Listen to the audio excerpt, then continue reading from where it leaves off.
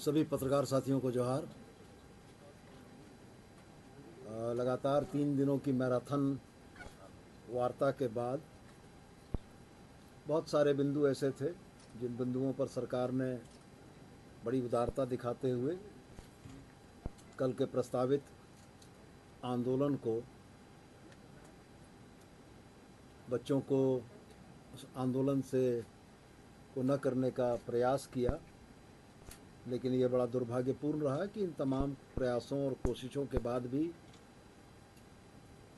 बच्चे पूरी तरीके से सहमत नहीं हुए। अगर बिंदुवार चर्चा मैं करूं तो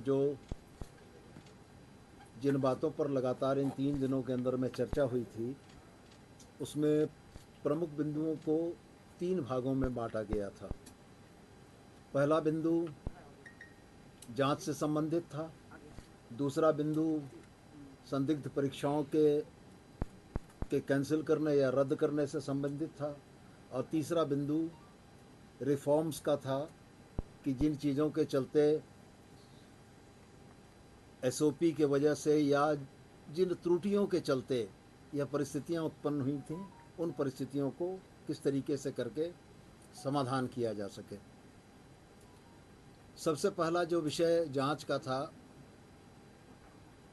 14वीं जेपीएससी में गड़बड़ियों के संकेत मिलने के साथ ही राज्य सरकार ने माननीय मुख्यमंत्री के निर्देश पर बहुत त्वरित कार्रवाइयाँ की, छापे पड़े, डिजिटल और दस्तावेजी सबूतों को जब्त किया गया, संदिग्ध लोगों को पूछताछ के उपरांत हिरासत लेकर न्यायिक हिरासत में भेजा गया। अलावे जेपीएससी के अध्यक्ष और तमाम सदस्यों का इस्तीफा भी हुआ। साथ में राज्य सरकार ने यह भी महसूस किया कि चूँकि मामले और विस्तार से बढ़ते चले जा रहे हैं, तो वैसी स्थिति में अब 14वीं जेपीएससी के घपलों की, गलतियों की, घोटालों की जांच सीआईडी करेगी, और साथ में हम ईडी को भी एक आग्रह पत्र देंगे कि ईडी भी इस मामले में जांच में शामिल हो और कोई भी दोषी न बचे। किसी भी परिस्थिति में किसी दोषी को बचाने की सरकार की मंशा नहीं है। दूसरा विषय परीक्षाओं के रद्द करने से संबंधित था। परीक्षाओं को रद्द करने से संबंधित 14वीं जेपीएससी बैकलॉग 23, बैकलॉग 25 जो इसके साथ ही होने वाली थी, इन परीक्षाओं को रद्द करने पर सरकार सहमत थी।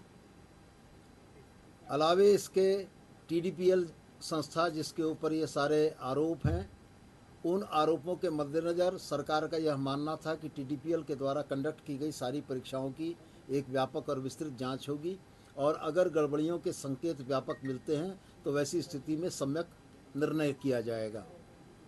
अलावे इसके छात्रों की तरफ से एक मांग और रखी गई थी। शुरुआत जेपीएससी के मुद्दे पर ही थी, लेकिन बाद में छात्रों ने इसमें सीजीएल के मुद्दे को भी जोड़ा। सीजीएल के मुद्दे को रद्द करने की मांग छात्रों की तरफ से थी। सरकार की तरफ से यह बहुत स्पष्ट बताया गया उनको कि चूँकि ऑनरेबल सुप्रीम कोर्ट और ऑनरेबल हाई कोर्ट के मॉनिटरिंग में ये सारी जांच चली है और ये सारी भर्ती प्रक्रिया ऑनरेबल कोर्ट की मॉनिटरिंग में हुई है, इसलिए इसको रद्द कर पाना राज्य सरकार के लिए संभव नहीं है। लेकिन इसके बाद भी हम लोगों ने अपने तरफ से उनको आश्वस्त करने के लिए, उनका भरोसा और विश्वास जगाने के लिए उनको यह कहा कि हाई कोर्ट के रिटायर्ड जज की अध्यक्षता में एक मॉनिटरिंग कमेटी बनाकर सीजीएल की जांच की प्रक्रिया को हम लोग मॉनिटर कराएंगे। रिफॉर्म्स के जो इशू थे, रिफॉर्म्स के इशू पर सरकार बहुत हद तक सहमत थी, 100%, और सरकार ने कहा था कि हम IIT-ISM, IIM Ranchi, XLRI Jamshedpur जैसे प्रतिष्ठित संस्थानों से विशेषज्ञ सेवा लेते हुए अपनी एसओपी को रिफॉर्म करेंगे, और इसमें साथ में हम लोग अपने स्टेक होल्डर के तौर पर छात्रों के भी सुझावों का, उनकी शिकायतों को समाविष्ट करेंगे। इस क्रम में सरकार ने एक मेल आईडी जारी की थी जो कल आप लोगों ने भी देखा होगा, और साथ में राज्य सरकार एक पोर्टल भी लॉन्च करने जा रही है जिसमें पूरे राज्य के छात्र अपनी समस्याओं को लिख सकेंगे, और इस पोर्टल के माध्यम से पूरे राज्य से आए हुए छात्रों के संवाद को इनकॉर्पोरेट करते हुए एसओपी के निर्माण का प्रयास किया जाएगा कि ऐसे त्रुटिहीन हो और आने वाली परीक्षाएं पूरी पारदर्शिता और शुचिता के साथ संपन्न हों। बड़े दुर्भाग्य के साथ यह कहना पड़ता है कि इन तमाम प्रयासों के बाद भी छात्रों के तरफ से CGL को रद्द करने को लेकर और CBI की जांच को मांग को लेकर इस समझौता वार्ता टूट गई।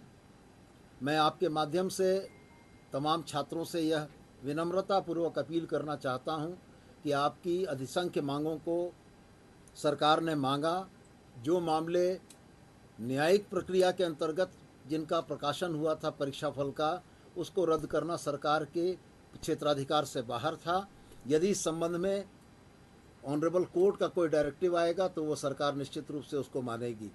तो मेरा आपके माध्यम से तमाम छात्रों से, तमाम छात्र के अभिभावकों से, चूँकि वो हमारे बच्चे ही हैं और बच्चे हैं तो हम ये उम्मीद करते हैं कि वो बच्चे और उनके अभिभावक इस बात को बड़ी गंभीरता से लेंगे कि सरकार ने बच्चों की लगभग सारी मांगों को मानते हुए उनको आंदोलन के रास्ते से पर जाने से रोकने का प्रयास किया है। और मैं पुनः अपील करता हूं कि जब सरकार आपकी सारी बातों को मानने को तत्पर है तो आपका आंदोलन में जाना कहीं से भी श्रेयस्कर नहीं है। अभी भी समय है। मैं आपके माध्यम से अपील करता हूं कि छात्र हठधर्मिता छोड़ें, इस बात की जिद को छोड़ें कि आंदोलन के जरिए ही हासिल होगा। मेरा यह स्पष्ट मानना है कि लोकतंत्र में संवाद के रास्ते ही समाधान निकलता है। आंदोलन उस परिस्थिति में होता है जब आपकी बातें सुनी न जा रही हों। जब सरकार आपकी बातें सुन रही है, सरकार के नुमाइंदे आपसे लगातार बातों को कर रहे हैं, तो फिर वैसी स्थिति में आंदोलन की बहुत आवश्यकता नहीं पड़ती है। तो मैं पुनः एक बार आपके माध्यम से छात्रों से अपील करते हुए यह जरूर कहना चाहूँगा कि कल के आंदोलन को स्थगित करते हुए वो वार्ता और समाधान के रास्ते पर वापस लौटें। सरकार उनकी लगभग सारी मांगों को मानने को तैयार है और उनकी जायज़ मांगों के साथ सरकार खड़ी है। हम भी यह मानते हैं कि 14वीं JPSC में TDPL के द्वारा जो गलतियां की गई हैं उन गलतियों का खामियाजा दोषियों को भुगतना होगा। हेमंत सोरेन की सरकार कठोरतम कार्रवाइयों से पीछे नहीं रहेगी और आने वाले दिनों में ये एक राज्य नज़ीर प्रस्तुत करेगा कि हमने अपनी परीक्षा व्यवस्था, परीक्षा की प्रणाली को किस तरीके से सुदृढ़ किया है कि ऐसे सवाल ना उठ सकें। बहुत बहुत धन्यवाद।